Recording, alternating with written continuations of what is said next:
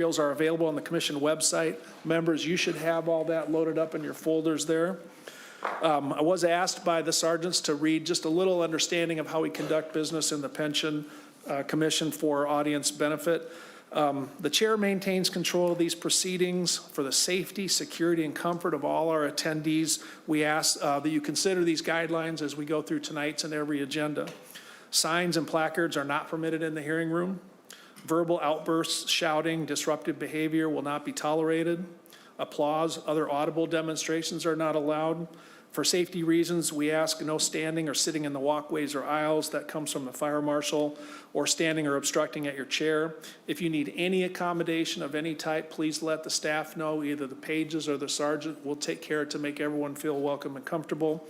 And those providing testimony will be given some specific time limits, which we've discussed with some of the presenters. To be considerate, we try to move the agenda along, and as members know, it's our hope that we'll go through our agenda in an hour and a half, give or take, each night. We do plan to add 3 bills onto the pension omnibus bill tonight and lay one over, but first, just want to thank everybody for their cooperation. If there's anyone who does not think they can live by these reasonable rules, please raise your hand so we can talk about it. Seeing no hands raised, we'll move on. For testimony in general, we're going to follow the order listed on the agenda. And I was asked by the staff to just provide this. It's the chair's prerogative how we assemble the pension omnibus bill. For this session, we're generally going to assemble the omnibus bill as we go. This is a bit of a benefit to the staff and allows the public to say, this is in, this is laid over, and it's got to do more work. There may be a motion to lay over a bill if necessary, and of course we'll bring the motion on the record, members, for anything that we want to actually add and provide an opportunity for amendments. Members, we ready to go? All right, with that, I would ask for a motion from Representative Nadeau to move approval of the March 11, 2025 minutes. Members, that's in your packet. Representative Nadeau. So moved. Thank you, Representative. Members, anyone want to bring attention to any feature of the minutes? If not, all in favor of adopting the March 11th, 2025 minutes, please say aye. Aye. All opposed? The motion does prevail and the minutes are adopted. Now we'll move to agenda item number 2, presentation by the State Board of Investment. We invite Ms. Schertz, Mr. Christensen, and Mr. Moulay to come to the testimony table, please.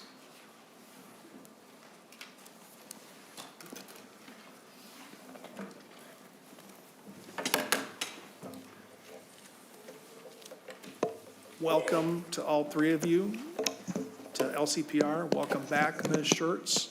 Thank you, Mr. Chair. We had asked the pages to give you a hand with the slide deck. Sound like we're ready to go there. We had thought maybe 25 minutes would be about right for your presentation on the State Board of Investment. And with that, please introduce yourself and proceed. Thank you, Mr. Chair. Either 25 minutes or an hour and a half. I think either would be fine. Thank you. Mr. Chair, members of the Commission, thank you for having us today. We appreciate this opportunity to share an overview of the Minnesota State Board of Investment. My name is Jill Schertz. I'm the Executive Director and Chief Investment Officer of the State Board. It's an honor and a privilege to serve in this role. I'm joined this evening by our Deputy Executive Director, Mr. Andy Christensen, and our General Counsel, Mr. John Moulay. With that, I'd like to just give an overview of our mission, our fiduciary duties, and then our governance structure. First and foremost, as we start all of our meetings, we talk about our mission and our fiduciary duty because they frame every single decision that we make at the State Board of Investment. We are keenly aware that our primary mission is to provide investment returns to support the 3 state pension plans and over 840,000 Minnesota public employees and their families. We take this mission very seriously. We know that we're entrusted with that mission on behalf of these plan members, and we acknowledge that they spend a significant portion of their salary to have some assurance about their retirement security. I want to point out from a governance perspective, the 3 plans, PERA, MSRS, and TRA, have their own independent and separate boards. We are completely separate organizations. They are solely responsible for benefits administration and policy, whereas, as I mentioned, the State Board of Investment focuses on generating the investment returns for those 3 plans and their members. We were established as an organization under the Minnesota Constitution roughly 140 years ago. As of 6/30/2024, we had $146.2 billion under management. The combined funds, which is the pool that we invest the 3 state pension plans in, represented $93.7 billion of that.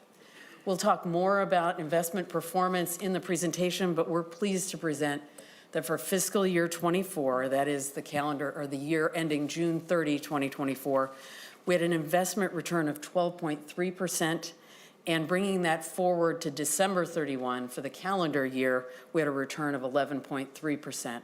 I'll point out that those returns, those performance numbers, as they are everywhere we show them, is net of all investment management fees.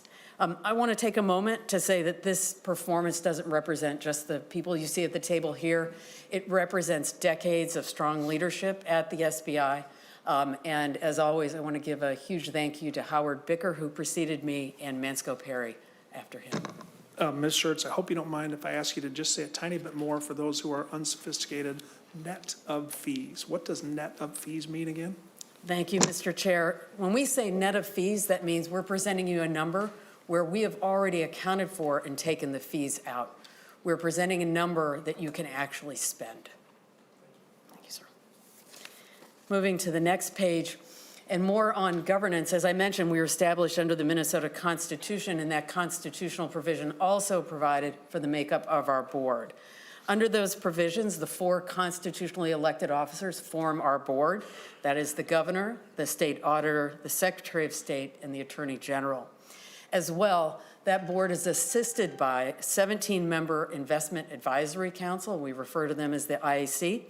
That consists of 10 experienced investment professionals or practitioners, the 3 executive directors of the state plan, the commissioner of Minnesota Management and Budget, and 2 active and 1 retired member appointed by the governor. In addition, our board receives substantial assistance from 2 nationally recognized consulting firms, Aon and Makita. Next slide. Annually, we are subject to audit by an independent and separate entity, the Office of the Legislative Auditor. As an organization, we spend roughly 6 months out of 12 in an audit status from August to December. We're very pleased to report that for the most recent fiscal year, we received a clean audit from the OLA with no written findings. I would acknowledge the efforts of the entire staff in achieving that objective. Next slide. I want to spend a minute to talk about our responsibilities and how our assets break down across our enterprise. As I mentioned, as of June 30, we are responsible for $146.2 billion of assets. Fast forward to 12/31, that's $149.7 billion. Of that, the combined funds, as I mentioned, comprises the majority of our responsibility at $93.7 billion. But we do serve a number of other investment functions and organizations within the state. Notably, $1 billion for fire relief and other retirement plans. We're very proud to report of that number, 434 represent fire relief plans. We'll talk more about that later. We serve as the investment engine for $30.1 billion of state cash. We also serve as an investment engine for non-retirement funds of $6.4 billion. When we think of that, some examples are the Environmental Trust Fund and various OPEB accounts throughout the state. As well, an area that we call participant-directed programs, approximately $15 billion. When you think of that, that's investment programs such as the Healthcare Savings Account, deferred compensation, the Minnesota College Savings Plan, which I hope all of you participate in, and the Minnesota ABLE Plan. For the remainder of this, we're going to focus principally on the combined funds. Next slide. On the left-hand side, this pie chart reflects the relative ownership percentage of each of the 3 plans, obviously with PERA comprising the largest owner at 46.3%. And again, that's a $93.7 billion pool as of fiscal year end. The right-hand side gives a simplified illustration of how we run a diversified portfolio. And again, when I say simplified, that's 50% public equity, 25% fixed income, and 25% private markets. Later on, we're going to talk about the importance of that diversification. I'll break it down just a little bit more to give you a sense of how we think about that portfolio. I mentioned the 50% public equities. Within that 50%, we run 75% of that through passive exposure. 25% of that is actively managed. 67% of that is invested in domestic equities, 33% in international. Again, that split is going to prove important later when we talk about a diversified portfolio. We invest that roughly $47 billion through contracts with 36 different managers. I'm going to come back to this later, but one of the reasons I would point to for the SBI's long-term success is its belief in partnerships. When I've referred to the managers that we deal with throughout this portfolio, as we look across our portfolio, 60% of our managers we have been engaged with for over 10 years, 50% of them over 20 years. And the majority of our assets, should come as no surprise to you, are with those longest relationships. I'll spend just a second on our fixed income portfolio, which is about $23 billion. 100% of that portfolio is actively managed with 19 managers across 4 different broad categories. And in our private markets, again, about $23 billion. We manage that across 4 major categories, and we engage with over 305 active funds. Next slide. Turning now to spend just a second on fiscal 20. Ms. Schertz, just hang on. I Yes, think we have a member question. Representative O'Driscoll. Thank you, Mr. Chair. And Ms. Schertz, it's good to see you again in front of the commission. If we can go back to the previous slide, if this is not the appropriate time, you're going to discuss it later, or maybe as a reminder to discuss it later. You may want to also talk to us about costs associated with acquisition of the different fixed incomes and things. You can buy it at a much better rate than we can and get better rates than we can because of the volumes of dollars that you're investing, which comes right back to the people who we are investing this money for. So I'm hoping you can talk about that and also talk about the benefits that Minnesota is receiving from the private placement or the private market. I think that that's kind of an interesting mix to the portfolio, and we've got a lot of new members who may want to learn more about that. Thank you. Thanks, Representative O'Driscoll. It's a good point. We want an unbiased report, but please don't undersell the advantages that SBI sometimes gets in those areas. Thanks again, Representative. Ms. Schertz. Yeah. Thank you, Mr. Chair. Representative O'Driscoll, thank you for that question. I think it's an important one because our ability to manage fees provides a significant advantage. When we think about our ability to generate long-term performance, obviously it's appreciation in the portfolio, but achieving that at the most reasonable cost possible inures to the benefit of all 3 plans and all members. When we think about that cost, as I kind of took a tour through the portfolio, the lowest cost element in our portfolio is our passive exposure. We are constantly looking to achieve the best value for our return. That doesn't always mean we seek out the absolute lowest price, but what we try to do is minimize costs where we think the markets are most efficient. So when we mention that we have 75% passive exposure in our public equity portfolio, we think that those are generally very efficient markets. There is less to be gained from active management at some other places, so we maximize our passive exposure. Because of our scale, again, billions of dollars invested through our partners in this passive exposure, we're able to receive fees that are exceptionally low. I know there are a lot of headlines about Vanguard, for example, lowering their fees on passive exposures. Ours represents a very small percentage of what anybody would be able to achieve on their own through even the lowest cost Vanguard exposure. Even when you add on active management within that public markets book, our overall fee structure is very low. If you think about, again, if you were to engage with a financial advisor, you would pay for each manager that financial advisor directs you to, plus a fee to the advisor. Our public equity fees all in, by the time we negotiate a very low passive exposure cost and market-leading active costs, we pay around a blended rate of about 13 basis points. When you think a basis point is 1/100th of a percent, 13 basis points across $47 billion is exceptionally low. It cannot be matched in an individual's portfolio. When we move to our fixed income portfolio where we have 100% active management, our costs there are extremely low as well, because with those managers, in some cases, we're investing billions of dollars with each individual manager. And in that portfolio, even though it's 100% active management, we're able to achieve our returns with only about 11 basis points of cost. And then just turning to private markets, I realize that that is an area where the perception is it is expensive. And I don't want to minimize that, and we are certainly not apologists for private markets. But what I would say is we're very fortunate. We have significant scale in private markets at $23 billion. And the SBI was one of the original adopters, thank you to Howard Bicker and a change of ERISA laws. We've been investing in private markets since the early 80s. And like I said, we have a very mature portfolio at scale. You may have heard that the routine costs of private markets is 2% plus.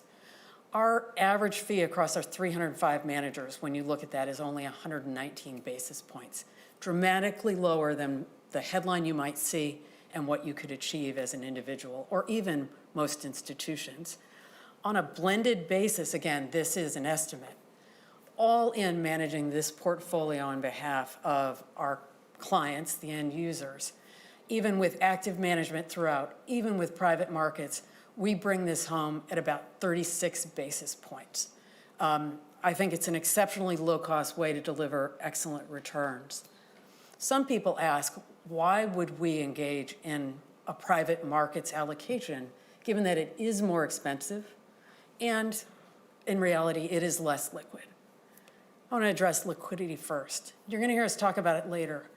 We think about risks on a number of dimensions, as we must in this portfolio in order to execute our fiduciary duty. Obviously, all of us are thinking about market risk and volatility. It's on everyone's mind right now. But we are actively, one of the important dimensions to us that we manage is liquidity risk. So when we have 25% of our portfolio that has lower liquidity, we demand higher returns. And I'm very pleased to say that over every meaningful time period, this private markets portfolio has far exceeded our public markets portfolio. That's important. It has to happen. It adds to the overall return profile. It also provides really important diversification benefits. The profile of the underlying investments in the private markets book is very different than publicly traded companies.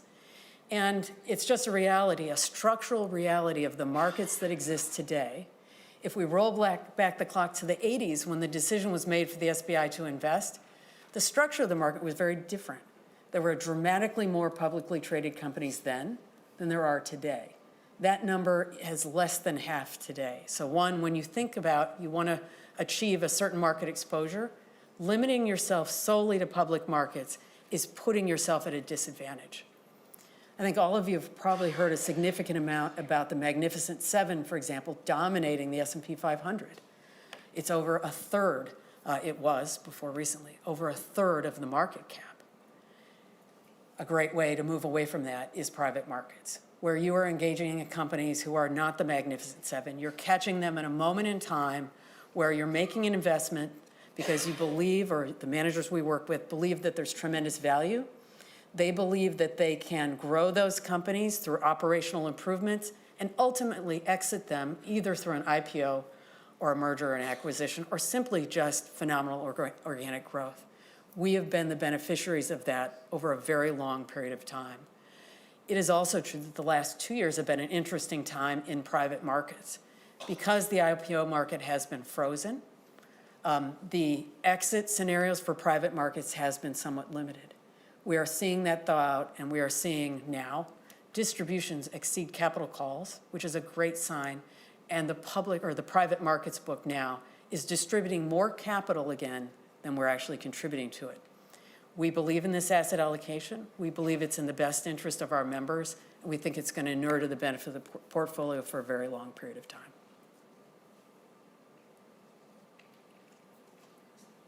Representative Nadeau. Thank you, Mr. Chair. And quickly, you spent a lot of time talking about the private markets, and thank you. But that's also the least number of managers that you work with out of all the three buckets that you were talking about. You talked about how important those relationships are in the public equity area and the fixed income area. I'm assuming the same thing is true in the, in the private market area, but there's only, you're using such a few number of managers. Can you just explain that to me? Ms. Schertz? Thank you, Mr. Chair. Representative Nadeau, my apologies if I misspoke. Actually, we have the most managers in the private market space, 305 active funds. And I would say, to your point, I couldn't agree with you more. From a relationship perspective, those relationships actually are even more important, because when we engage with a private markets manager, we're entering into a long-term contract. So we spend a tremendous amount of time making sure that we understand not just that particular fund product that we're investing in, but the platform and the people, because we are going to be working with them for a decade or more. So we invest an incredible amount of time in that due diligence. And within the 305 active funds, we do have some marquee relationships that we routinely invest with. Some of them we've been investing with for a very long period of time. So you're right, I would agree with you completely. Relationships there are probably the most important. Representative Nadeau, any follow-up? No, thank you. All right, thank you. Ms. Schertz, we still got another 10 minutes. I know you got some slides. Sir, I had 45 minutes on my clock. Looking forward. Switching to page 7, I want to talk about performance a little bit. And first of all, we've already mentioned that for the fiscal year ending June 30th, 24, we registered 12.3%. We were very pleased with that number. I want to give a shout out to Chair Herr last year. And I want to tell you that we struggled with this particular slide. I think it runs completely counter to the ethos of the SBI and sort of Minnesota humility. But Chair Herr made an excellent point last year, publicly and privately to me, that it would be incredibly helpful to this commission to give some sense of peer performance. Because when I think as a community we hear so many numbers thrown around, it's really hard to anchor, is 12.3% good or not? And so in that spirit alone, we have provided to you on the left-hand side some of the peer public pension plans that people would most often compare us to. And I want to say these are exceptional plans. And on the right-hand side, I think people sometimes when they think about investment pools, they anchor to the Ivy Leagues. I think it's really important that I point out these are high-quality funds. And obviously, if you look at the numbers for fiscal 24 for them, 12.3% stacked up really favorably. As I said, these are high-quality funds. We are an equity-heavy portfolio. While we experienced an exceptional year, and relative to these funds, we may have beaten them, that does not mean that we are any smarter than they are. What it means is we had a very good equity-heavy portfolio. We've been investing in these managers with them for a long period of time. If the market does in fact shift and some of these portfolios are equity light, I have no doubt they will outperform us. But again, that's in the nature of every portfolio is different. These are high quality. But to give you a sense of what does 12.3 mean for this fiscal year, it was excellent performance. Another metric that we use is called TUX. It takes a look across institutional plans. And for our peers, $20 billion or higher in AUM, we were in the top quartile or higher. I will also point out when we fast forward to the calendar year return of 11.3%, that also measured up very well against our peers in the TUX universe. That was top decile performance. Next slide. I apologize. One thing I want to point out on this slide, again, to your question earlier. Yes, sir. I'm going back to Representative O'Driscoll. Representative O'Driscoll. Just let her finish your point. It might have been the same thing, but it's now. Okay, only say it if it is the same thing. I will get out my Representative O'Driscoll decoder ring, and I think that I want to point out again, these are net of all investment management fees. The other thing I think is important to point out that we post our performance publicly on our website every single quarter. Our performance is calculated by 2 independent nationally recognized firms. Representative? Very quickly, on the left-hand side, I think people would understand and recognize those as peers of yours in the marketplace with public pensions. On the right side, where you have the names of universities on there, my assumption is that those are endowments that those universities are investing, and because those endowments are around for a long period of time, it's easy to pick them as a peer to compare how we're doing at the SBI. Would I be correct or incorrect in my assumption? I'm not sure. Ms. Schertz. Mr. Chair, Representative Driscoll, that's correct. By the way, members, we just got a reminder from the sergeants that it's good to be close to the microphone so people can hear on the tape. So, Ms. Schertz, back to you. Moving on to the next page, I won't belabor this, but sometimes when we present numbers on a 1, 3, 5, 10-year period, they give the perception that this is just a smooth ride with no volatility whatsoever. So I think it's useful, and we're going to talk about volatility now in every slide we hit for the next 4 or 5. It's important to point out that we do experience volatility. As I mentioned, we're an equity-heavy portfolio, and volatility comes along with good long-term returns. It's unavoidable. Risk is simply present in the market. As you look across the 28 years we've presented here, you'll note that in 10 of the 28, we actually missed the 7%. And of those misses, 6 of them, we were negative. But I think the important point is that in 19 of 28, we met or exceeded expectations. It takes that kind of long-term record to put together the track record we showed on the previous page. Moving on to page 9. Again, I think there's a perception when years are positive that you didn't experience any volatility, but simply volatility is a function of the market. JP Morgan put together a useful slide we like to show at each one of these. In every year, we had an average intra-year drop of 14.1%, even if it didn't feel like it because the year ended up in a positive way. Notwithstanding that, and this is the S&P that's represented here, notwithstanding that average drop of 14.1%, still 34 out of 45 years had positive returns. Again, there will be negative years in the market, but in every year you will experience volatility, and almost every year you will experience meaningful declines. The next page presents the same analysis, but this time for what is the industry-accepted fixed income proxy, the Bloomberg US Ag. Again, there's a perception that fixed income markets are very stable, that we don't ever experience a downdraft. But that's not true. We have average intra-year drops of 3.5%, even on positive years. And even with that drop, returns were positive in 44 of 49 years. And I do like to point out in 2022, which feels very recent to me, we had a shocking year in the fixed income markets with ending down 13%, down 17% at its low. So it can definitely happen even in calm fixed income markets. So now that we've introduced volatility into the discussion, I think it's a fine time to move to what's happened in the S&P up until March 14th. You know, on the left-hand side, it presents a really beautiful, seemingly smooth chart from 2008 to the current moment in time. And for those of us that didn't live in the market, and you look at this chart, you think really nothing happened except for over 17 years, you had a cumulative return of 1,131%. Pretty safe place to be. 17% annualized return. But what's buried in that long-term line, which smooths out this volatility, is that, you know, it doesn't take many of us to remember 2020. During COVID, we had a 34% decline. In 2022, we had a 25% decline, and so on. The S&P 500, the equity market, is inherently volatile. Now you note that there is a small red rectangle at the end of that chart on the left, and we've blown that up in the right because I think what we're all focusing on and talking about, and every headline is talking about, is how from the S&P's peak at February 19th, we experienced a correction. And in our world, a correction is a 10% decline. We experienced that 10% decline in only 20 days, which is the 5th fastest decline in the last 75 years, which I think, given the speed of it, contributed to it feeling very violent. There was a few days where there's been some moderation. The market recovered 2.7%. But there is no doubt that we are still in a period of time where the market is trying to find its direction.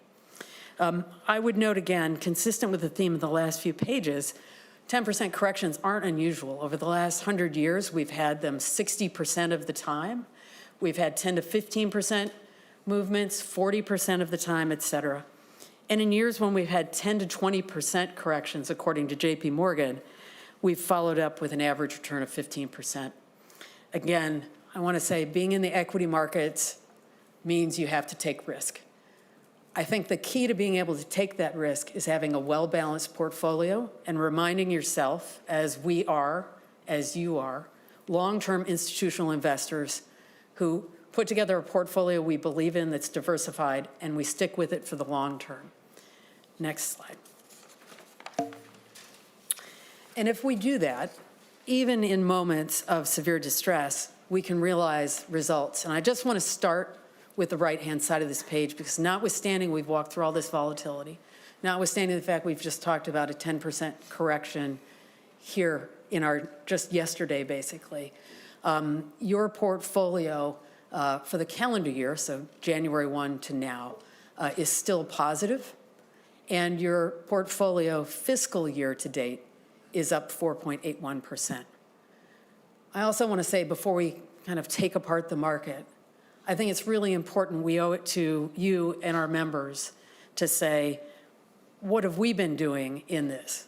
First of all, we remind ourselves, as I've said, we're long-term investors.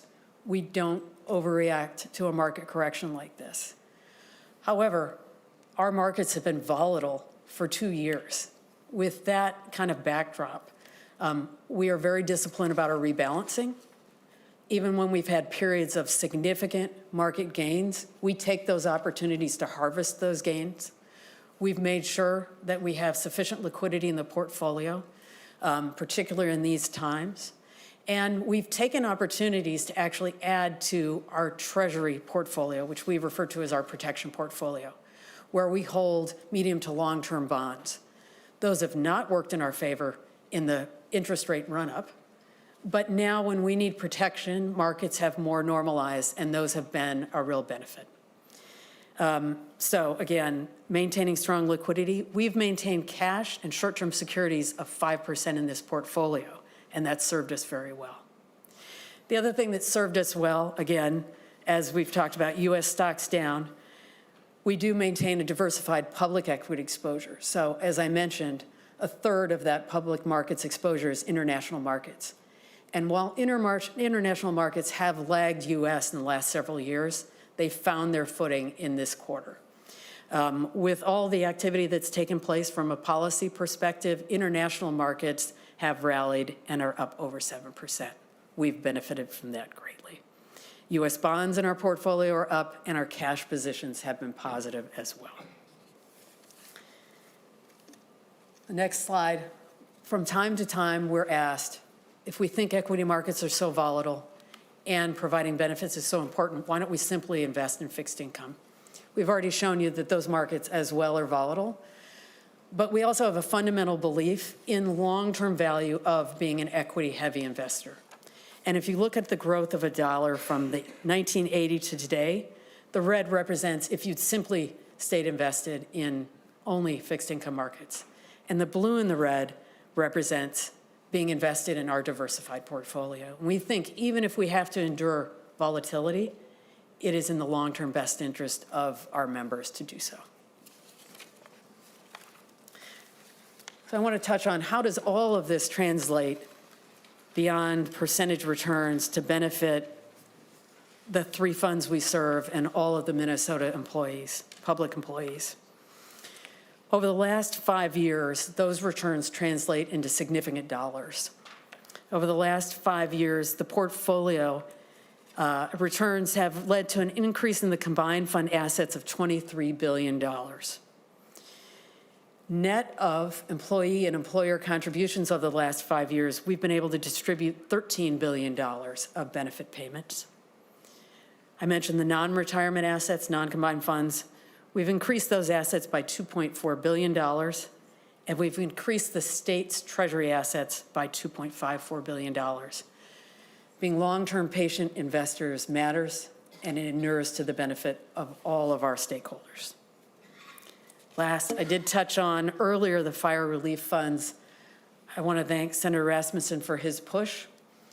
Over the last few years, these plans have been able to benefit from our scale, the performance, and as you've touched on, the lower fees that we get vis-a-vis that scale. Over the last few years, we are now up to representing or having 91% of the eligible fire relief funds invested with the SBI, 288 of those through the volunteer firefighter account program, and 146 taking advantage of one or more options we provide on our platforms. With that, that's all the prepared remarks that we have. We'd be happy to take any questions. Thank you, Ms. Schertz. Just outstanding work and presentation. Thanks to everybody at SBI. Members, we'll take questions for SBI now, if you have them, or comments. Representative Nadeau. Thank you, Mr. Chair. And I just have one. With the increased volatility of the market right now and it trying to find itself, and correct me if I heard this wrong, I heard that you retained 5% liquidity. Is that something, and did I hear that right first? We have 5% in cash and short-term securities. Our liquidity actually goes even deeper than that in terms of what we could liquidate if we had to.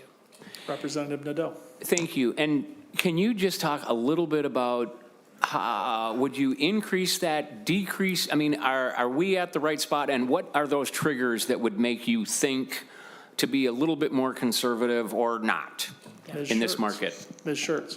Thank you, Mr. Chair. Representative Nadeau, I would say from our perspective, that represents a pretty meaningful level of conservatism. I think if you look across at our peers, that outright cash and short-term securities would be on the high side, and that has reflected our view of this volatility.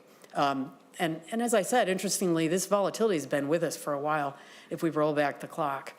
It also represents the fact that we're being paid, given where interest rates have been, we're actually being paid to hold cash. So with short-term rates as they have been, that's changing now, yielding around 5% until recently, that has represented a very good bargain risk-return trade-off for us.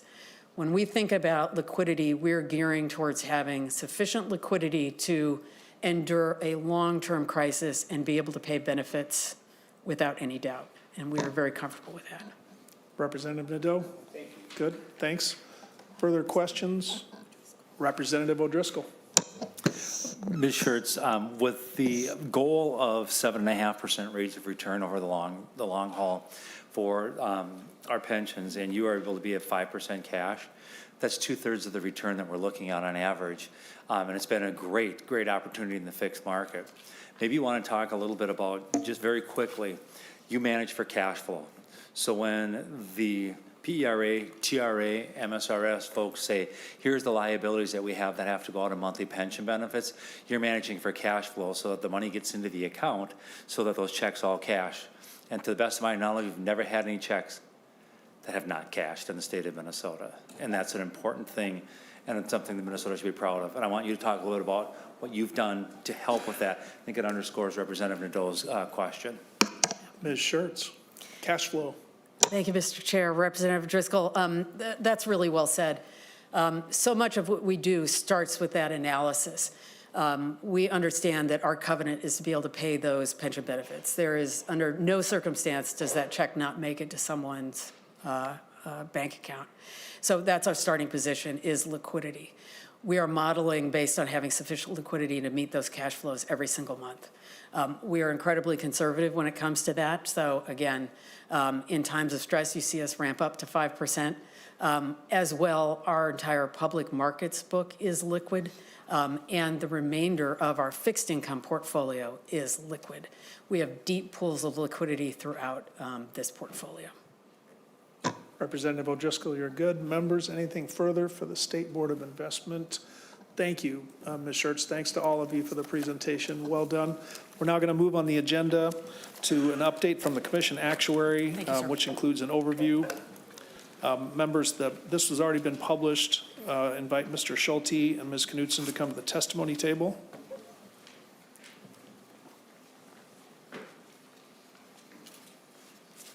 And while you're getting settled, just want to note, members, you may recall Chair Herr had us set aside $100,000 from the appropriation in 2023 to spend on cost estimates. So your pension commission has its own actuaries. Just noting for the members, we have about $42,000 left of that $100,000 to deploy as the commission might deem appropriate. Welcome back to LCPR. Mr. Schulte, do you need any help from the pages there? No, I think we're good, Chair Okay, Francis. Let it please load introduce up. yourself and present your testimony. Greeting Commission members. My name is Mark Schulte from VIA Actuarial Solutions. With me is my colleague Emily Knutson. And today we're going to provide a brief update on the work we do as the Commission's retained actuary. We'll go over the projects that we've completed over the past year, what's on the agenda for the coming session, and also some details on some projects we recently completed over the winter. So with that, I'd like to turn it over to my colleague Emily Knutson. Ms. Chair Knutson, go ahead. Chair Friends, Commission members, my name is Emily Knutson, and I'm an actuarial consultant with VIA Actuarial Solutions. To start, we want to provide the LCPR a brief refresher about how all the parties responsible for overseeing the statewide pension systems are related. Pension systems, retained actuaries, the LCPR, and the LCPR's actuary all have important roles in strengthening and administering Minnesota statewide pension systems. The pension systems have retained actuaries responsible for preparing annual valuation reports, experience studies, and other measurements required by statutes or requested by the systems. As the LCPR's actuary, we provide independent actuarial advice and another perspective to the LCPR. Examples of our work include actuarial audits and replications, review actuarial assumptions, expert testimony, and legislative cost analysis. The LCPR is responsible for guiding pension legislative proposals based on information from systems as well as us, the LCPR actuary. This is an overview of the projects we worked on during the 2024 session. Each year we replicate the actuarial valuations for a subset of the statewide plans. Each plan should be reviewed every 3 to 5 years. This type of actuarial audit is a best practice to ensure that actuarial liabilities and funding calculations are producing accurate results. Last year, we completed replications for the MSRS State Patrol and the PERA Police and Fire plans. We delivered reports at the end of the session which confirmed that we were able to independently match the calculations and that the reports were accurate.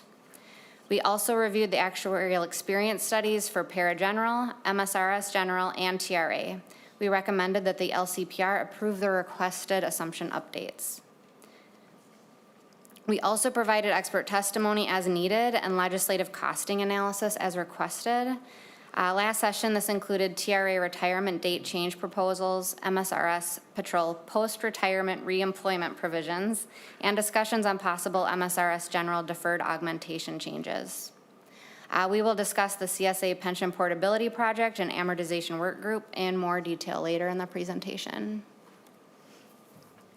This session, we will be completing evaluation replications for TRA and St. Paul teachers plans and reviewing experience studies for 5 of the statewide plans.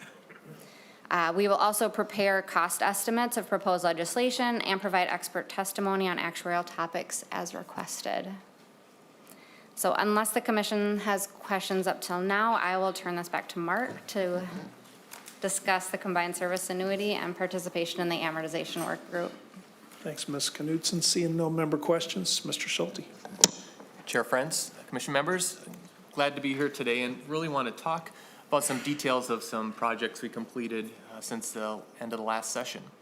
The first of one is the combined service annuity study. And just to give some background for new commission members, the combined service annuity, or CSA provision as we describe them, is a provision in state statute that allows for reflecting a career service in public service in Minnesota to be reflected in pension benefits.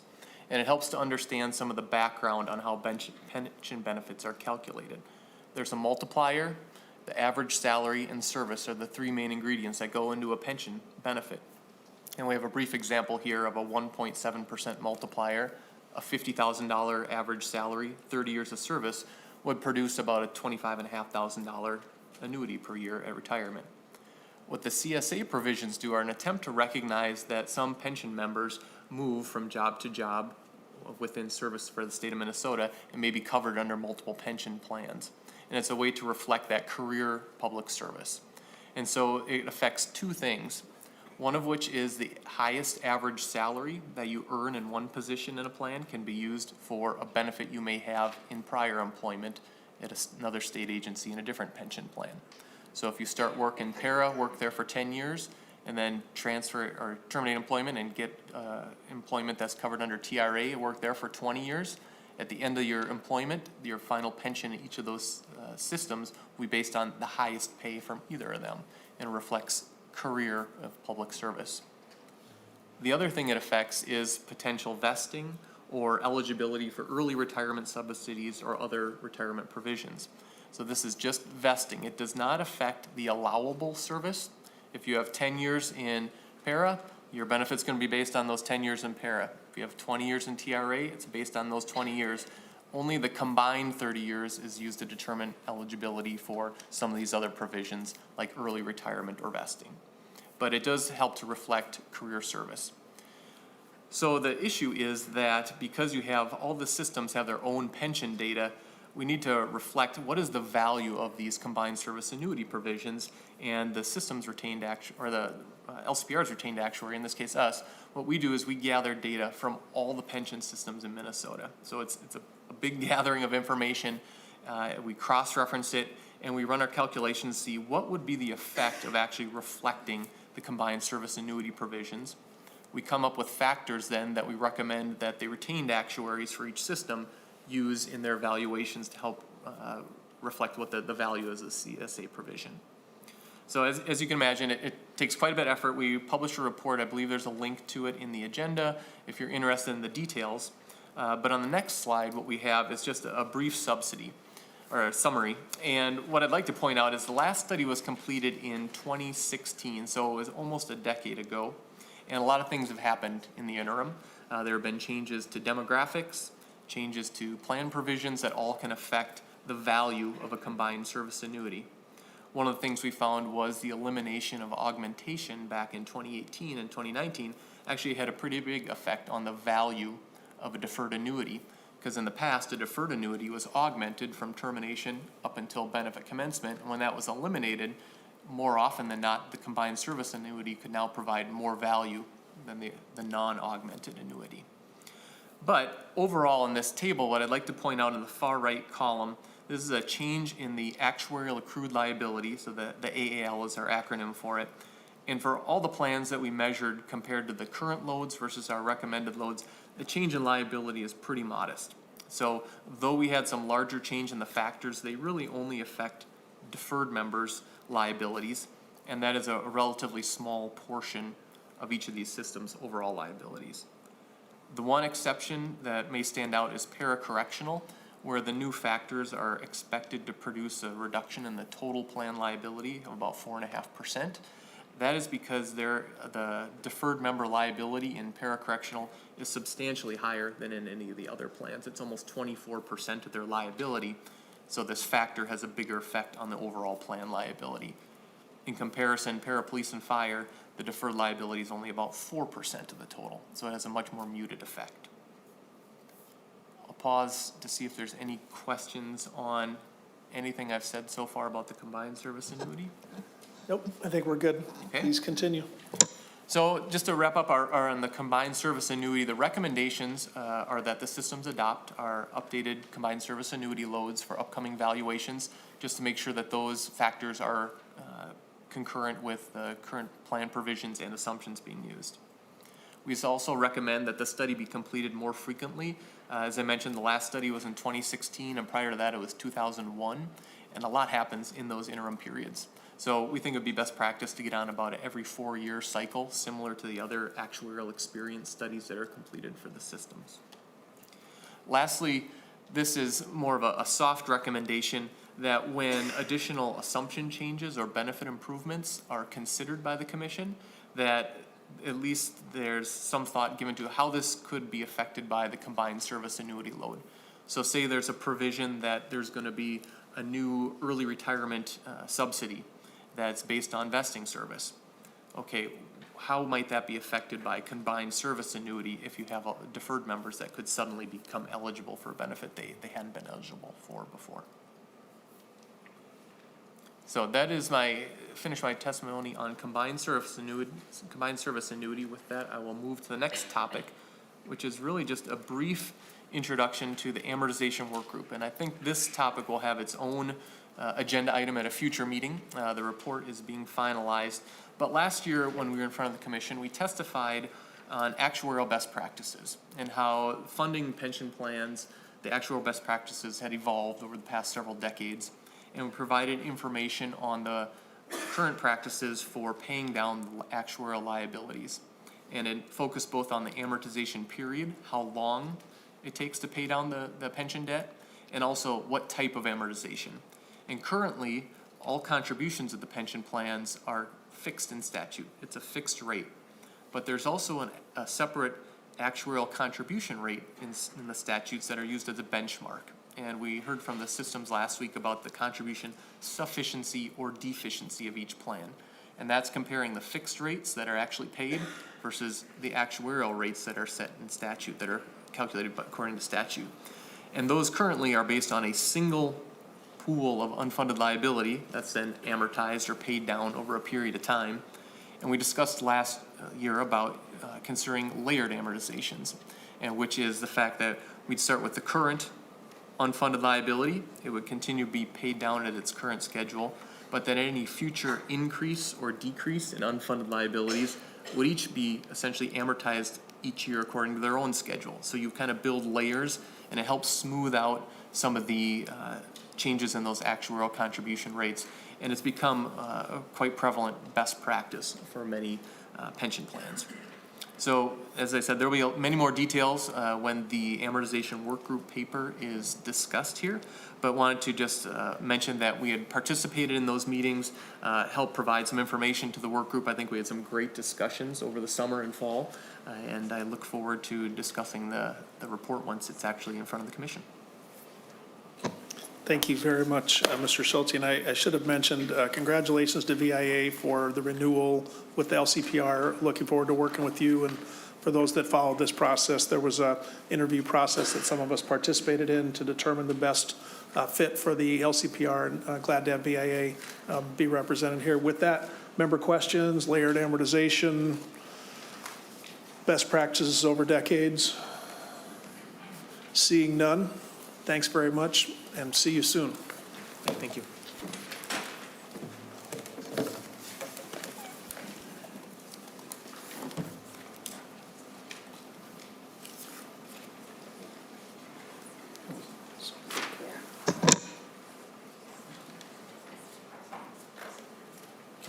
All right.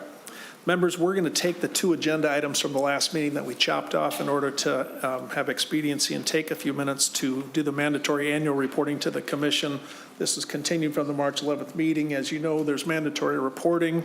With that, I'm going to ask Ms. Wilson to review the remaining portions. So this is the stuff we had on our agenda, chopped it off, and now we're bringing it back. Ms. Wilson. Thank you, Chair Frentz. And as Senator Frentz said, we'll pick up where we left off with the new reporting requirements. And if we stick to the order of the staff memo, we're first looking at the reports from the public pension plans on a correction of errors. So as background, federal and state law has for many years permitted the executive director of each pension fund to take action to correct errors that occur in the operation of any of the pension plans. In 2024, the state law that explicitly authorizes the correction of errors was modified to require the directors to provide an annual report to the commission. The reporting requirements require MSRS, PERA, TRA, and St. Paul teachers to report annually to the commission by February 1st on certain errors corrected during the preceding calendar year, including the method of the correction and any cost incurred to correct the error. In 2025, Commission staff received reports from each of the public pension funds. PERA and TRA did not correct any errors under the relevant statute. MSRS did report one plan error outside of the ordinary course of business. That error was an operational error that occurred when in 1998, MSRS failed to notify the spouse of a State Patrol retirement plan member as required by the law at that time after the member elected a single life annuity. The affected plan was only the MSRS State Patrol retirement plan. The method of correction was MSRS prospectively awarding an annuity to the spouse, and the cost was approximately $36,000 per year for the remainder of the spouse's life. St. Paul teachers also reported one plan error outside of the ordinary course of business. That error was a combined service annuity member contacted St. Paul teachers in January 2021 and requested a St. Paul teachers pension estimate as a member planned to begin the MSRS pension effective January 16, 2021. St. Paul teachers did not provide the member with a pension estimate. The only affected plan is St. Paul Teachers Coordinated Plan. The method of correction was St. Paul Teachers providing the member with a pension estimate. The member made an application with St. Paul Teachers, and payments were made on September 1st, 2024, retroactive to January 16th, 2021. The cost was the retroactive payments totaled $1,431.02. Now moving on to the last of the new reporting requirements that we are looking at is the report on transfers from the Minnesota State Individual Retirement Account Plan to TRA.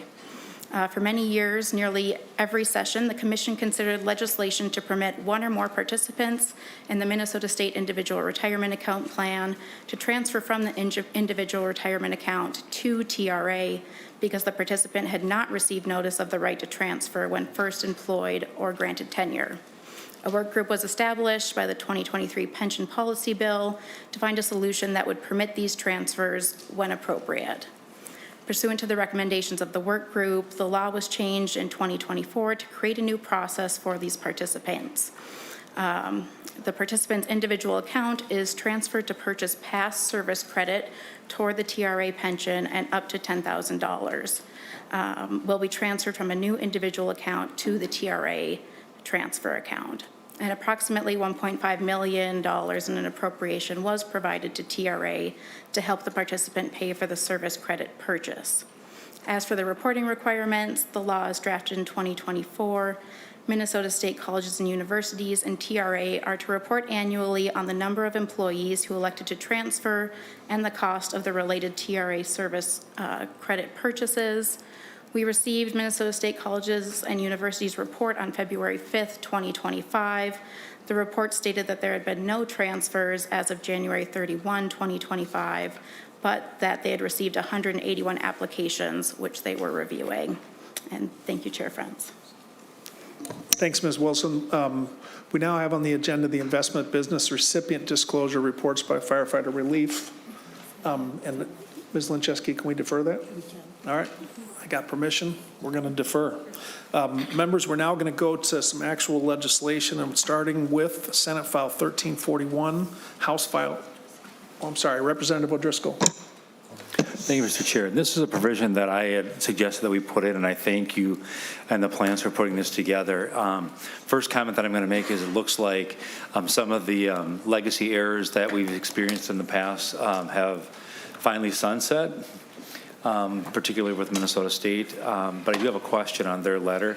Last paragraph, if Ms. Wilson or Ms. Lincheski could maybe explain the 181 applications under statute 354.2B, .215 subdivision 4.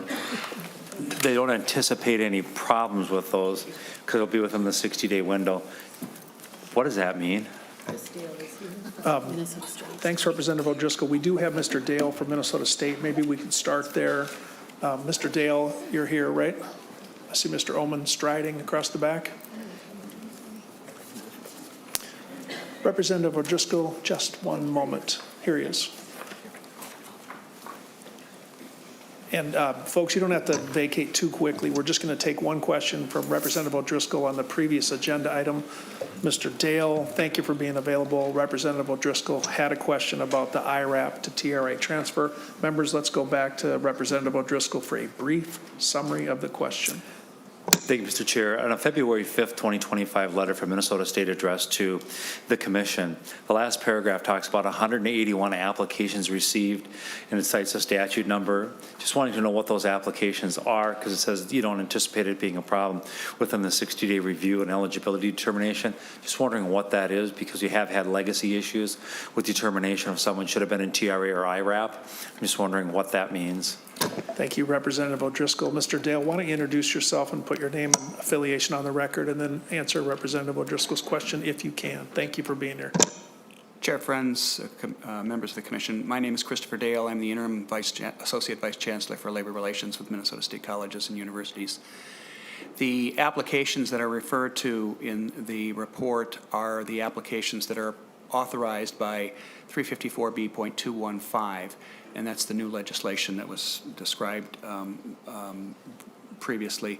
And those applications are to have a review to determine whether the applicant is actually eligible to transfer from IRAP to TRA, and the eligibility determines on whether Minnesota State, in part whether they meet the eligibility requirements in subdivision 3A, and whether Minnesota State is able to produce evidence of some kind that the applicant was provided a notice of election or other credible evidence that they were aware of their election opportunities. Thanks, Mr. Dale. Representative O'Driscoll.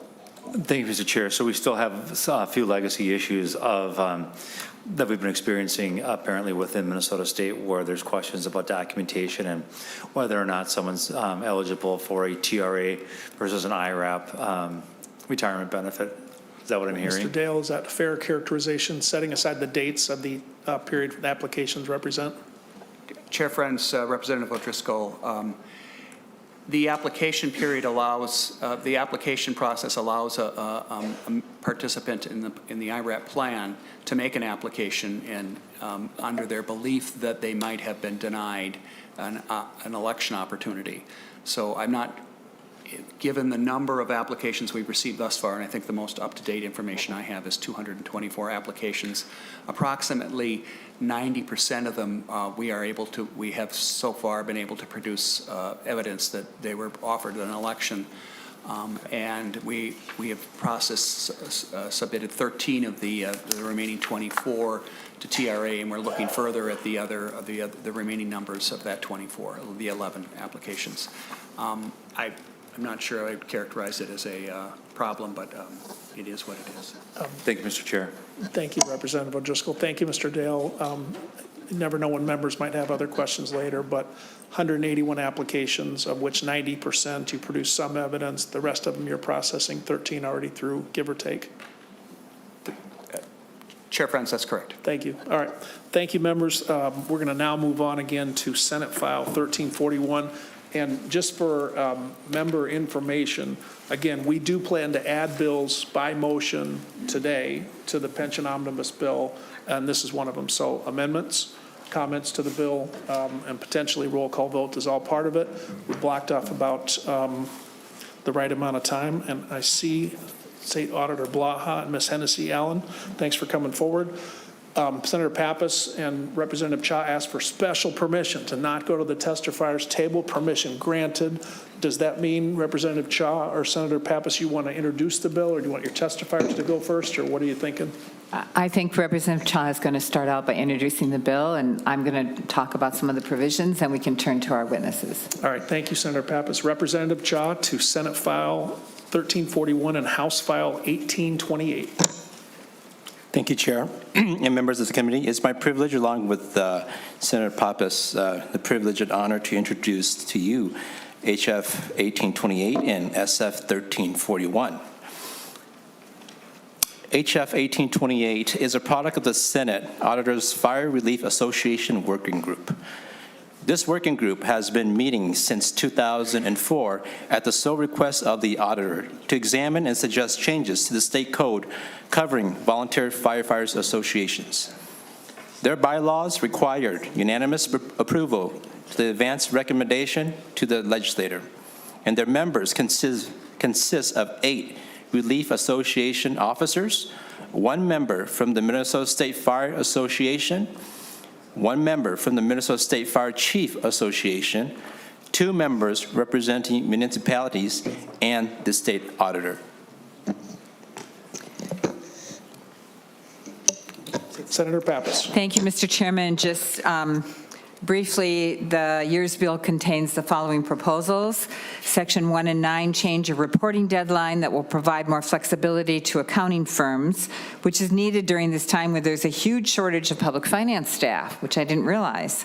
Section 2 and 5 make technical changes to update the direct rollover language to comply with the federal IRS code. Section 3 and 4 remove the minimum retirement age requirement for DC plans. Section 6, 8, and 10 prohibit the deposit of member dues or contributions into the special fund, and Section 7 removes an accrued liability table for active member calculations that was used for reports filed prior to 2022. Many of these are technical, somewhat substantial, but they require anonymous approval. So I really want to commend the members of the working group who put in a lot of volunteer time, and they deserve our thanks and appreciation. Thank you, Senator Pappas. Auditor Blaha, nice to see you again. Ms. Hennessy Allen, please identify yourself and present your testimony, and then we have your two testifiers listed here, Chief Johnson and Michael Notek, if I'm pronouncing that correctly. Auditor Blaha, welcome back to LCPR. Fire away. Thank you, Chair Frentz. Thank you, members of the Commission. Always exciting to be here, not only because we're very excited to talk about our Fire Relief Association, but also to hear SBI and actuaries. This is a great night. And so we're basically going to go over just kind of some of the things you've heard already. We're going to go over briefly the bill before you, our structure.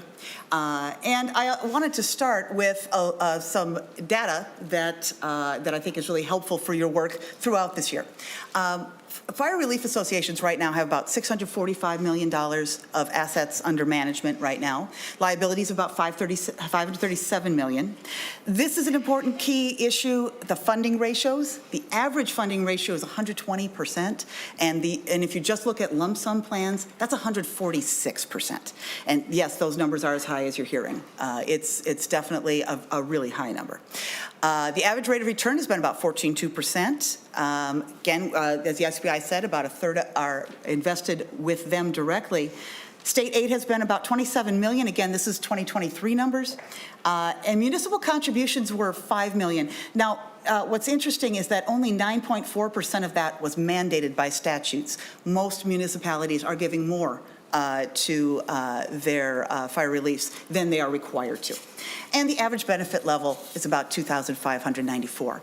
To go into some more details about how how this works, we'll turn it over, if we could, we have Chief Dan Johnson, who will be speaking to some of the items, as well as Lieutenant Michael Knotek, and of course, Rose Hennessy Allen.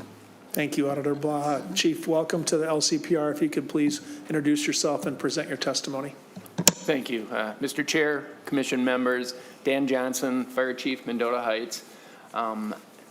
Relief associations are government entities that are separate from the cities and states that they are affiliated with. We are governed by both state statute and by local bylaws that the Relief Association establishes itself. And the relief associations around the state provide retirement benefits to nearly 15,000 volunteer and paid on-call firefighters. Next slide. Thank you. We are run by an elected board of trustees that's made up of 6 members of made up of 6 members of the department, 3 municipal ex officio trustees. We file annual reports annually with the OSA to meet statutory requirements to qualify for the fire state aid that we receive every year. And that fire state aid is our primary source of non-investment revenue to fund our pension fund. And with that, I'll turn it over to Lieutenant Michael Knotek. Thank you, Chief Johnson. Lieutenant Knotek, welcome to LCPR. If you could just introduce yourself, please, and give your testimony. Thank you, Mr. Chair. Members of the Commission, my name is Michael Knotek. I'm a lieutenant with the St. Michael Fire Department, also Secretary of the St. Michael Firemen's Relief Association. Again, to reiterate, the working group was established in 2004, and that working group is consisted of fire chiefs, members of relief, firefighters, municipalities. We all gather together and vet through items that are brought forward that need legislative change. We, as a group, vote on these things, work through the solutioning, and in turn requires unanimous vote by us in order to get something presented to you. Appreciate, yes, you hearing us. Thank you. Thank you. Ms. Hennessy Allen, welcome back to LCPR. Please introduce yourself and present your testimony. Thank you, Mr. Chair, members. Rose Hennessy Allen, Pension Director at the Office of the State Auditor. So what's in the bill? Sections 1 and 9 change the reporting deadline for the smaller relief associations. The smaller ones right now, which make up about 59% of the relief associations that report to us, have a reporting deadline of March 31. This bill will change that deadline to June 30th. The change makes the reporting deadline the same for all relief associations, and as Senator Pappas mentioned, it provides flexibility in scheduling for the CPA firms, which is one way to help with the shortage in public finance staff to provide more flexibility in scheduling their clients. Sections 2 and 5 are technical changes that were identified by Executive Director Lincheski that will update the direct rollover language to comply with federal IRS code. We appreciate her help in identifying and helping with the drafting of these. Sections 3 and 4 remove the minimum retirement age requirement for members of the defined contribution plans.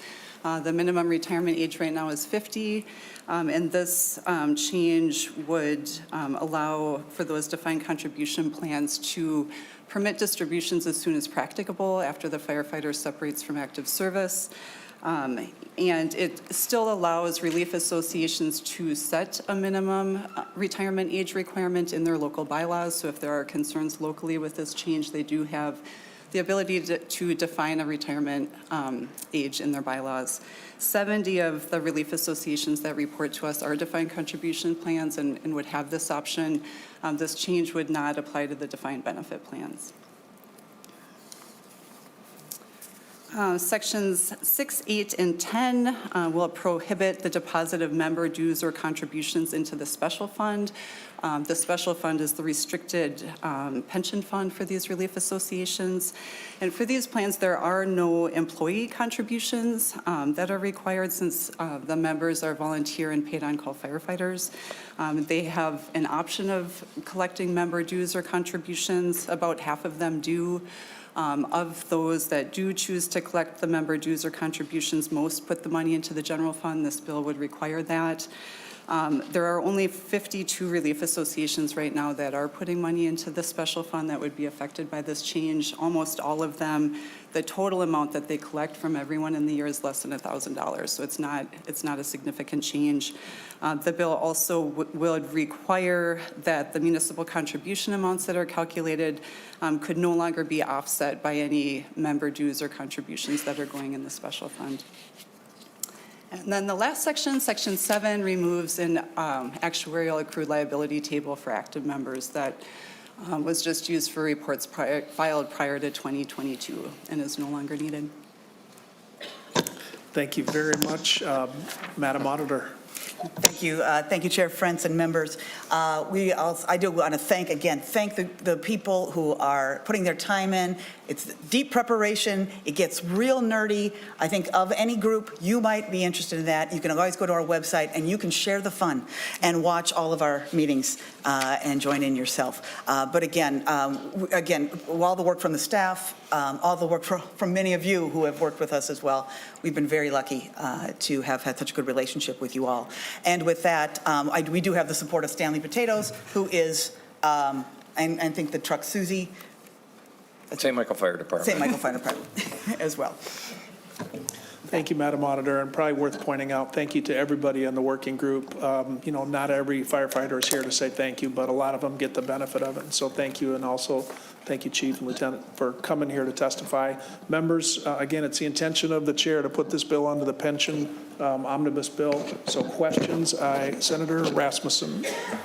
Thank you, Mr. Chair, and appreciate the presentation and work that goes into this bill. I guess I had a question for Auditor Blaha and her team.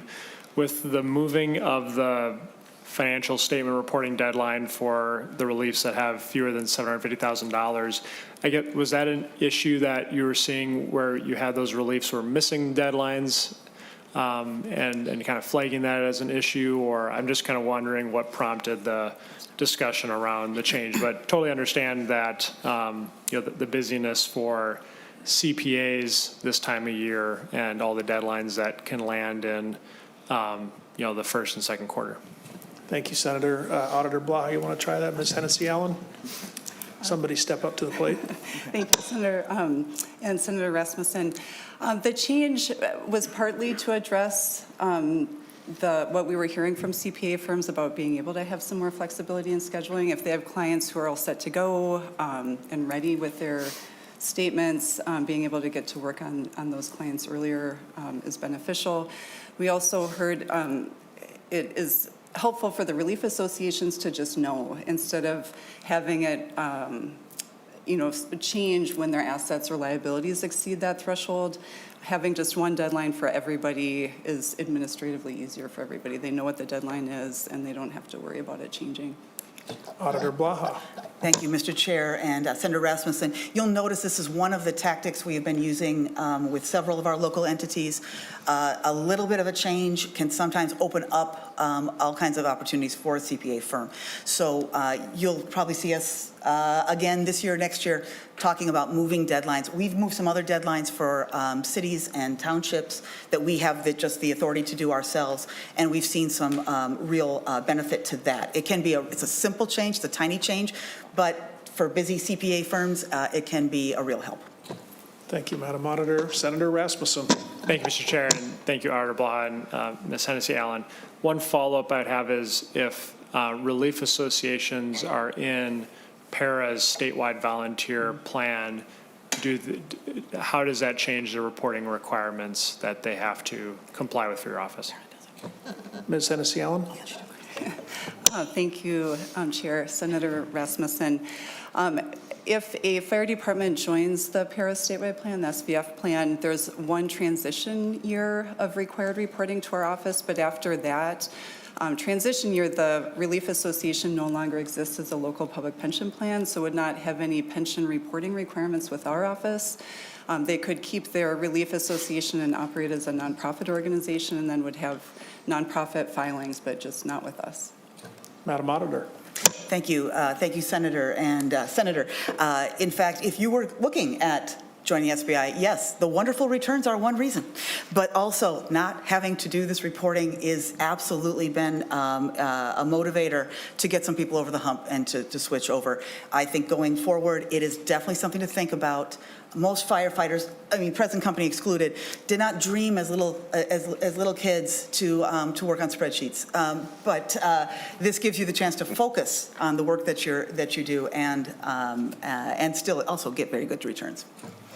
Thank you, Madam Auditor. Senator Rasmussen. Thank you, Mr. Chair, and thank you, Auditor Blaha and Ms. Hennessy Allen. And yeah, that's just a point I wanted to make too, especially as we obviously have the CPA shortage that I know Auditor Blaha and I are both working on in a different bill, but just being able to reduce that administrative burden and potential, risk and liabilities around noncompliance. And I think there just are a lot of benefits to, folks seriously considering moving to the statewide plan, still having local autonomy over what benefits look like and what contributions look like, but not having to effectively manage the year-to-year logistics of a pension plan. And I think that's a really important thing, Mr. Chair, members, for us to remember with these relief associations that are operating independently and managing their own money. They're effectively pension plans. And when you look at the number of pension plans that this committee oversees, the vast majority of them are relief associations just by the number. And so appreciate the work. And I just think overall the relief associations, I think we're moving in the right direction. And I don't see any problems with the bill in front of us. And a lot of it is just conforming and especially the change to conform to the defined contribution plan benefit, I think makes a lot of sense. Thank you, Mr. Chair. Thank you, Senator Rasmussen. Members, other questions or comments to the bill before we vote on it? Senator Pappas. Mr. Chairman, I would like to move that Senate File 1341, House File 1828 be recommended to pass and be incorporated into the Omnibus Pension Bill. Thank you, Senator Pappas. The motion is Senator Pappas moves Senate File 1841, House File 1828 be recommended to pass and be incorporated into the 2025 Omnibus Pension Bill. All those in favor say aye. Aye. All opposed? The motion prevails and the bill is adopted. Thank you very much, all of you, for your testimony. Members, we're next going to hear House File 2395, Representative Hewitt, Firefighter Relief Associations.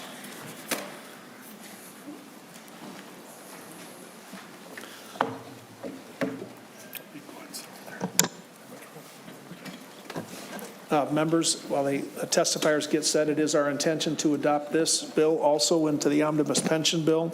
Representative Hewitt, thank you for your patience. Thank you to your testifier. Would you please identify yourself and present your testimony? Thank you, Mr. Chair, and I am Representative Hewitt from the Minnesota House. I am here today to present a pretty simple bill. As you know, and many of you have worked with me on this, both Senate and House, it's really has been challenging to keep first responders on the street. They're retiring, and we want to keep them any way we can.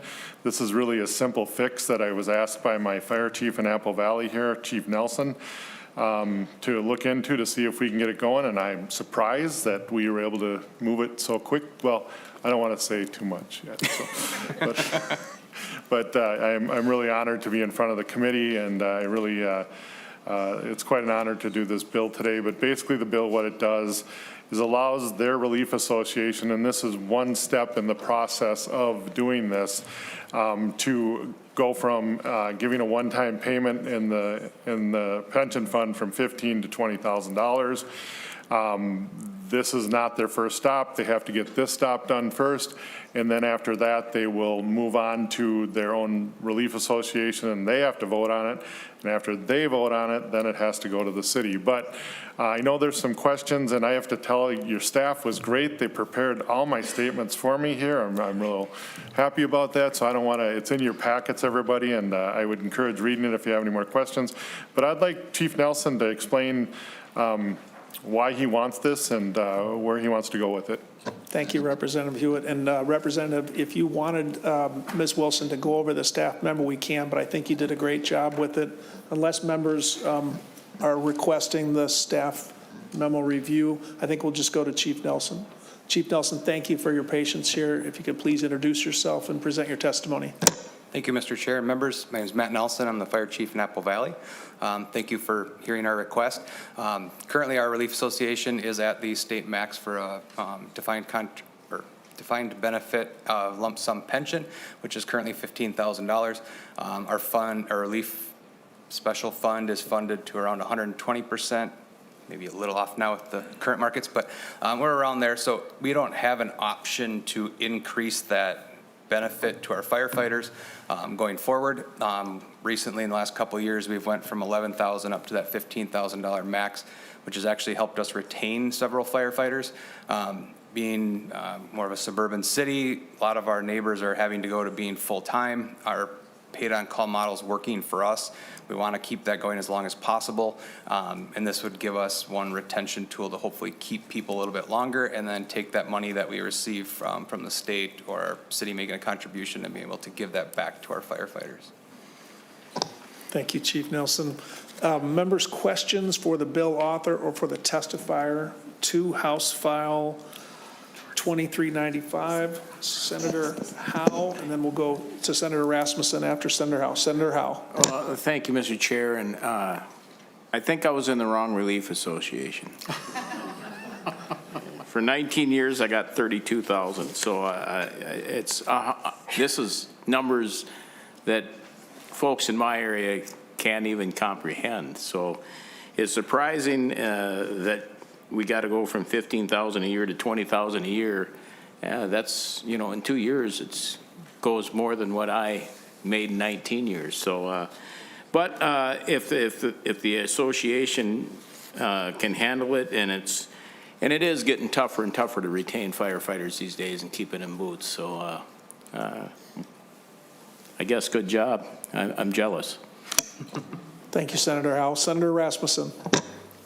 Thank you, Mr. Chair. And question for the chief. Have you guys considered, given the overfunding issue that, many reliefs face, you're not alone in that, have you considered or looked at a defined contribution and as a way to distribute that basically overfunding within your current relief?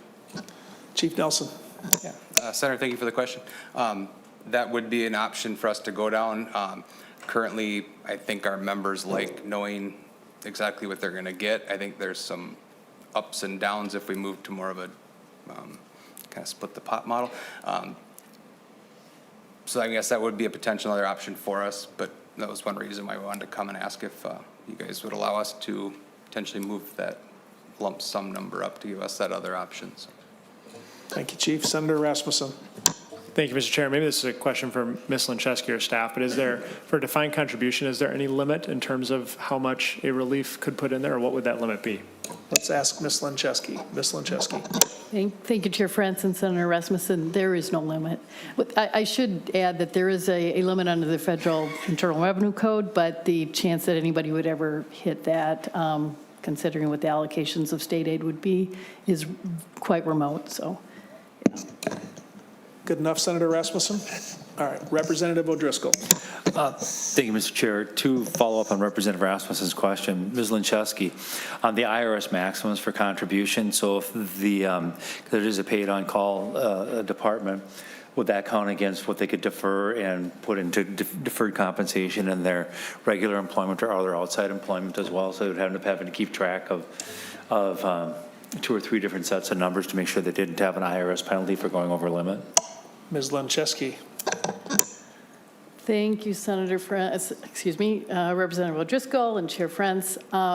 So I should probably pull out the books and make sure of this, but generally each plan, so if someone's in a 401k plan at work, they've got one limit. If they're in a defined contribution relief association, they'll have another limit. So you wouldn't have to be keeping track of those. Representative O'Driscoll, you want any follow-up? All right, members, seeing no further questions. Representative Hewitt, do you want any closing comments? It's our intention to pass the bill now and put it into the omnibus bill. Representative Hewitt. Thank you, Chair France, and thank you, committee members, and thank you, Senator Rasmussen, for not asking me questions. But real quickly, the other unit that wants to do this, the other fire department that's in Inver Grove, they also are looking at this if this is passed. So, anything that we can do. When I was a volunteer, this was something we all looked forward to, and maybe it wasn't a lot, but it was maybe a down payment on a truck or something like that after all those years of missing birthday parties and graduation parties and stuff like that. These people answer the pager, and they're there for all of us. So thank you, Commission, and thank you, Chair, for hearing the bill. Thank you, Representative Hewitt. Thank you for those remarks and a little bit of reminder about public safety. With that, how about Representative Steer moves that House File 2395 be recommended to pass and be incorporated into the 2025 Omnibus Pension Bill. All members in support of Representative Steer's motion say aye. Aye. All opposed? With that, the motion is adopted and the bill is added. Thank you, Representative Hewitt. Thank you, Chief Nelson. Next up, we'll have Representative O'Driscoll with House File 1889. Mr. Chair, would you like me to stay here to go to the testifying table with the testifiers? We've been saying dealer's choice, Representative. You can fire away from the members' table, or you can go up front. I don't know how many witnesses you have, but you seem comfortable there? I'm fine. In the interest of time, we'll go ahead and stay right where we're at. All right. Members of the Commission, annually we get from the 4 major plans, that administrative bill that cleans up language or proposes changes. And this year we have our first one, which comes from the MSRS, the folks at the Minnesota State Retirement Plan, and it's House File 1889. And Representative Lilly and I are the chief authors of that House file. And we have today with us representatives from the State Board of, from the MSRS folks to talk to us about those administrative changes, Mr. Chair. All right, thank you, Representative O'Driscoll. Mr. Vangen, are you prepared to introduce yourself and present your testimony? Yes. Please do. Good evening, Mr. Chair and members of the Commission. My name is Jenkins Vangen. I'm Legislative Liaison from the Minnesota State Retirement System. HF 1889 is the MSRS administrative bill. This bill has 3 sections. Section 1 amends Minnesota Statutes 2024, Section 352.22, Subdivision 2B, to clarify that members of the correctional plan may repay a refund if they meet eligibility requirements. Section 2 amends Minnesota Statutes 2024, Section 352.22, Subdivision 3, to clarify the vesting requirements for correctional and general plan members to be eligible for a deferred retirement annuity by inserting the appropriate cross-reference. Section 3 amends Minnesota Statutes 2024, Section 356.636, Subdivision 3, to clarify that corrections that are a result of the normal course of business or otherwise authorized by law are not included in the annual required reporting. This is a brief explanation of the bill. I'm happy to respond to questions or comments from the Commission. Thank you for that, Mr. Vangen. Members, are there questions or comments from LCPR on the bill? Again, it's our intention to adopt this bill by motion today. All right, seeing none. Representative O'Driscoll, any sort of closing remarks or comments or other testimony you want to introduce? Mr. Chair, I move the House File 1889 be included in the 2025 Pension Omnibus Bill. Thank you, Representative. Representative O'Driscoll moves that House File 1889 be recommended to pass and be incorporated into the 2025 Omnibus Pension Bill. Members in favor, say aye. Aye. Members opposed, say nay. The motion prevails, and the bill is added to the 2025 Omnibus Pension Bill. Thank you very much, Mr. Vangen, for your testimony. Thank you, Mr. Chairman and members. Members, the final bill tonight is House File 2237, Representative O'Driscoll. It's our intention to hear testimony, debate it, comment, discuss it, and then lay the bill over. With that, Representative O'Driscoll, I have the testifier list here. Why don't you tell us a little bit about the bill and your thoughts, and then we'll go to testimony and then member questions. Mr. Chair, just a point of parliamentary inquiry. You want to lay this over, or you want to include this particular provision? You said lay over, so I'm just wanting to know if you're going to treat this piece of legislation differently than we did the others for some reason. I do think I want to lay it over based on some conversations that we've had with staff, but open to that debate. And of course, any member of the LCPR can make any motion that they want. And members, when we talk about bills that we add into the pension bill, it's generally the chair's opinion that we've looked around and not seen any great debate about the merits. So any member can make any motion that they want. This bill I thought we would lay over because I wasn't sure there was consensus of the LCPR members. Representative, why don't I suggest let's go through the presentation, have the testimony, and then I'll give you your say on that question as we move forward. Fair enough? Yeah, that's fine, Mr. Chair. I just wanted to get clarification on what was happening. So, Mr. Chair and members of the committee, House File 2237, I'm pleased to report that the work that was done by the Pension Commission in 2016, 2017, and 2018, which resulted in the 2018 pension bill.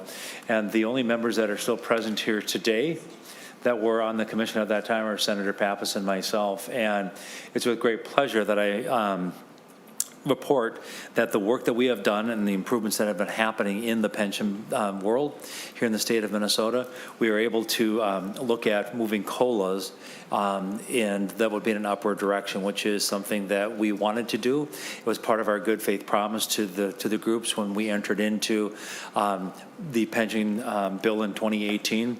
And so Ms. Leonard is here today to have some conversation with us about what has happened in the way of improvements and to suggest some recommendations to the commission as to what those COLA adjustments should move from and to as a part of this legislation. Mr. Chair. Thank you very much, Representative O'Driscoll. Ms. Leonard, welcome back to the LCPR. If you could introduce yourself and present your testimony. Sure. Good evening, Senator friends and members. My name is Erin Leonard. I'm the Executive Director of the Minnesota State Retirement System, and I'm here to go through House File 2237, which is the first time I've ever been able to say it's a benefit improvement bill. I've been working in MSRS for 21 years and have been part of several agreements over in 2010, 2016, 17, 18, that our stakeholders came together to reduce benefits. And so you'll see some of the commentary reflected in how we approach those reductions, and we're taking a similar approach to some benefit enhancements. So there are two provisions that are included in the bill. The first is to increase the multiplier for active employees from 1.7% per year of service to 1.9% per year of service. And this would be prospective for service credit earned after July 1, 2025. So the great thing about doing a prospective benefit improvement is that the contributions that folks are paying for is paying for the benefit that they're earning, and it doesn't immediately increase the liability for past service credit. So past service credit would remain at 1.7%. Future service credit would be increased to 1.9%. The second provision in the bill increases post-retirement increases, also called COLAs, from a fixed 1.5% to a fixed 1.75%. This is a modest increase. It costs about 1% of pay, which I will talk about a little bit later. And these increases are compounded over the life of the retiree and applies to both active employees who retire in the future and our current retirees. So historically, when we've done benefit modifications in the form of reductions, we've impacted active and retired and our deferred members. And with this benefit improvement, all folks would also be part of the improvement. So historically, the MSRS general plan has been fairly well funded. In 2007, we were similarly funded to where we are today. However, we've taken several changes over time from a benefit reduction perspective. We've reduced COLAs, increased contributions, and removed other benefit features and extended vesting, although we've been able to improve that a little bit in recent years. More importantly, we've taken a more conservative investment approach. So when we assume the value of our liabilities, we are assuming a 7% return assumption. So since 2007, we've modified it from 8.5% all the way down to 7%. So when we see that volatility that Ms. Schertz mentioned, we're assuming a lower investment assumption for our liabilities, which helps us weather some of that liability or some of that volatility in our planned funded ratio. I won't go over this, we went through this last week, but this just shows the membership that are impacted by these benefits that we offer in the general plan. I'd highlight that our initial benefit for folks is just under $1,700 a month or $20,000 annually. Fairly modest benefits. They do also get Social Security. And then this is a breakdown of the cost of these benefit improvements. So our current required contribution for the benefits that we're pre-funding is just over 10% of pay.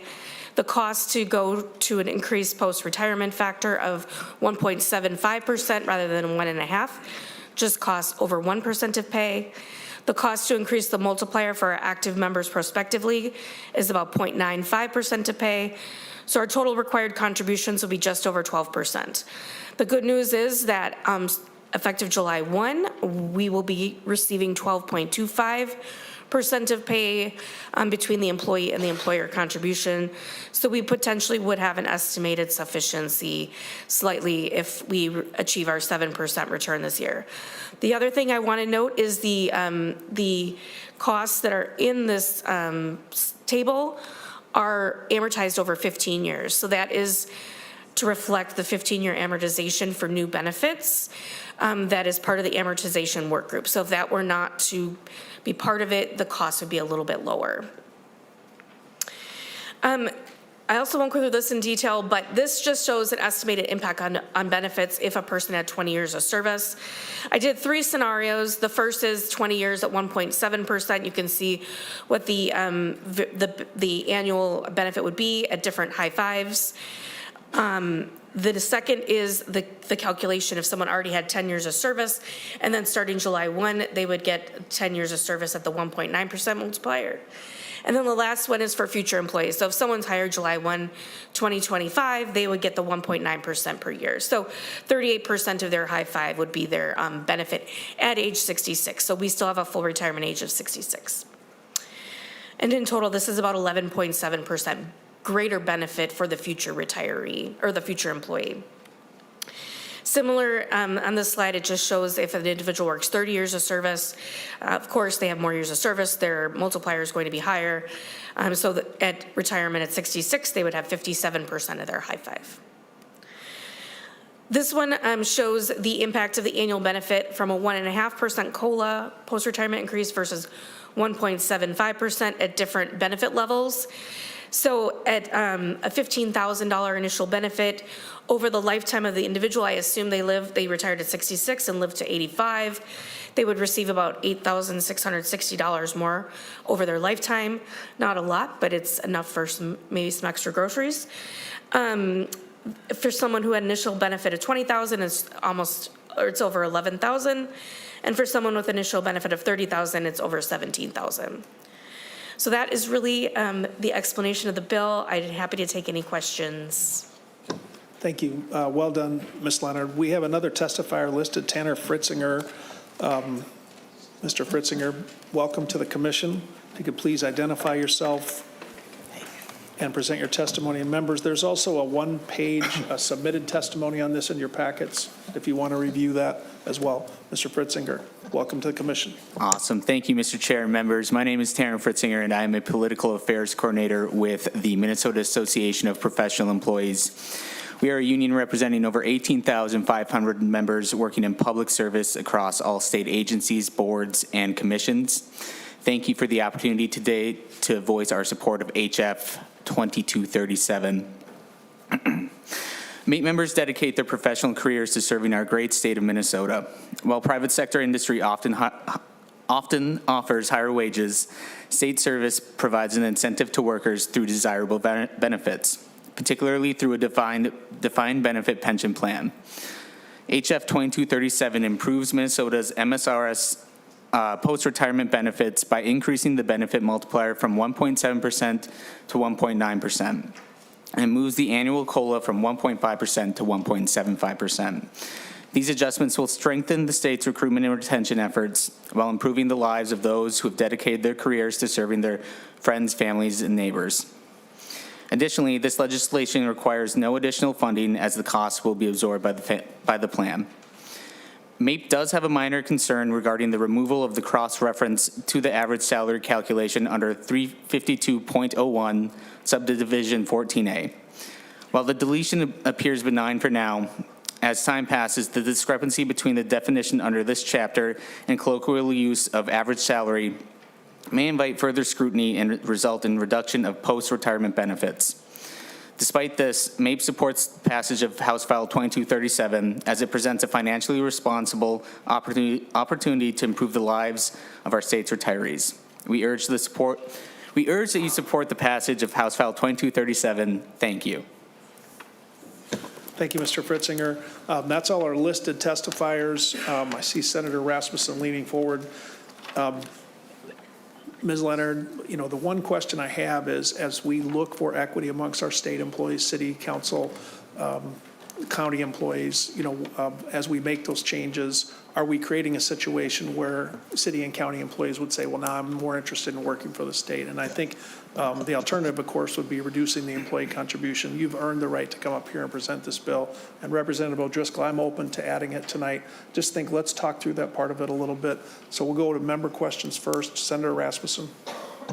Thank you, Mr. Chair. And not really a question, it's just much of a comment. And I think, Ms. Leonard, this proposal makes a lot of sense, right? And you guys have a contribution sufficiency. MSRS General is among our statewide plans and one of the best shapes of any. But I guess my comment is to the commission and to the plans is that it is okay to have a fund that is fully funded. We shouldn't be allergic to 100% funding. That's actually the goal, right? If we're underneath 100% funding, that means that by definition there's intergenerational inequity between people that are paying into the plan and receiving benefits from the plan. And I guess one of the broader concerns I would have is, and we've seen this over generations of the Pension Commission, where we get up to near 100%, everyone gets excited, we increase benefits, and then there's a market correction, and some assumptions are wrong, and then we're in trouble all of a sudden. And then it takes a long time for hard decisions to be made, for funding to be found, to climb your way back up to 100%. And then by that time, we forget the lessons of decades ago, and we get close to 100% and we increase benefits, and I just worry about us repeating that cycle. And so again, I think this makes sense. I think Ms. Leonard's presentation about basically spending down their contribution sufficiency, it's, you know, I'm not critical of the choices that are being presented here today, but I just think it's an important point. It's okay to be 100% funded. We don't have to be allergic to it. And if you look at the history of these statewide plans, some of the mistakes we've made is when we've reached fully funded, we increase benefits immediately and then face tougher consequences later. It's a good point, Senator Rasmussen. So is the alternative then to wait until we're 105% funded or 110% funded? We got some teachers here who are probably interested in these questions. I welcome your input on that before I go back to Representative O'Driscoll. I think we're going to see if we have the votes to put this on tonight. I'm satisfied that we've opened it up for people to testify against it, but I'm asking about the equity question. So if they were 105% funded, if their sufficiency was a certain level, would you be more comfortable? What are we looking for? What's our sweet spot? Thank you, Mr. Chair. And again, I'm not going to say that there's this percent target or that percent target, but I think you'd want to look at the sensitivity analysis of one of the statistics. I don't know if Ms. Leonard has this in her presentation, but it's how sensitive we are to a single year of returns. If this year is up 15% versus down 15%, it doesn't only impact that year, but it has a major impact on amortization dates and targets for these funds going forward. I think so. You have to look at the sensitivity analysis of what the returns profile could look like in the near term and what that means for these funds under these different scenarios. And so I guess that would be an analysis I'd look at to try to figure out if it's prudent to do so or not. All right, thank you, Senator Rasmussen. I'll tell you what I'm going to do. I'm going to ask Mr. Anderson to come forward. Mr. Anderson, if you wouldn't mind coming up. Members, we're 15 minutes later of the chair's stated plan to get done on time, and yet I think we've got a bill that's important in front of us. These are working men and women. Ms. Leonard. Mr. Chair, members, just to respond to the 100% funding, we're not opposed to being 100% funded. I would say that if you look at that chart of our funding history, the plan was over 100% funded a few years ago. We were at 111%. And we intentionally didn't request benefit improvements at that time because we knew we wanted to reduce our assumed rate of return to 7. And we wanted to absorb that within the fund itself. So our board historically has not brought things forward unless we could absorb them within the plan itself. So we're not allergic to it. It's just that we worked with stakeholders historically to reduce benefits, and now we're at a place where we could potentially improve them, and we wanted to work with them on that as well. So. Thank you, Ms. Leonard. It's an excellent point. Senator Rasmussen, I'm going to ask Mr. Anderson a question or two on this, and then I'm going to turn this back to Representative O'Driscoll. After all, he is the chief author of the bill. Thank you for your patience, members. Mr. Anderson, my question is just the basics. Do you have any take on the bill? We're talking about simple things like equity. We want employees to have concerns raised now, to Senator Rasmussen's point, when we make these choices, to not have a concern 2 years from now, 5 years from now. I wish we would have talked about it. Any testimony from you on the bill? Mr. Chair, I believe that each plan is unique, and we have this within PERA. We have 3 separate plans, and we look at them very separately. They cover different employees, and they have unique situations, and we have different priorities for each plan. So, for example, in our general employees plan, our trustees have worked through that. The top priority is post-retirement increase, working on that. Their priorities are improving the funding of the plan and working to get the contributions that the employees and the employers make closer to the normal cost. What we haven't talked about specifically on that last item is whether that's done through a benefit improvement or reduction in contributions. But I would say every plan is unique, covers different groups. Well, first of all, since I surprised you for coming up here, thank you for taking that. I think our take would be, of course, the plans are different. Of course, the Minnesotans protected and served by those plans are different. But to the extent the plan directors are able to talk a little bit and occasionally offer testimony when we're not sure, it's helpful. Thank you for sort of taking this on the fly. With that, I'm going to go back to Representative O'Driscoll. Representative O'Driscoll. Thank you, Mr. Chair. Ms. Leonard, can you review again for us, and I was speaking to the chair, and you may have addressed this, but I don't know that you did. When a plan becomes 100%, it's my 100% funded, and we go over that, I also understand that we have two choices. Number one is improve benefits, and number two is to reduce contributions. And reducing contributions in my world is worse than giving benefits because you don't have the additional funding coming in to be able to support the benefits that may have been given. This was in the designs of the 2018 plan to be able to be at this level, and you're the first one that's sprouting from the ground in the sunshine of what the work, as a result of the work. And Mr. Anderson, you also have some plans that are getting to that point where we're at. Other plans outside of the two that are in front of us today have other structural issues that this commission is going to have to address that require outside money to be able to get those plans to a different level. And there are some bills that are floating around the legislature to look at that. Mr. Chair, I guess I'd like to have Ms. Leonard respond to my first part of my statement, which is really the question. We have two choices: reduce contributions or increase benefits. Thank you, Representative O'Driscoll. Ms. Leonard. Mr. Chair, Representative O'Driscoll, yes, that's true. We can increase benefits or we can reduce contributions. If you reduce contributions, eventually if you face a challenge, you might have to increase those back up. So it's like what happens first and what did we agree to in the past. And I think this plan in particular has not received outside funding or additional supplemental funding.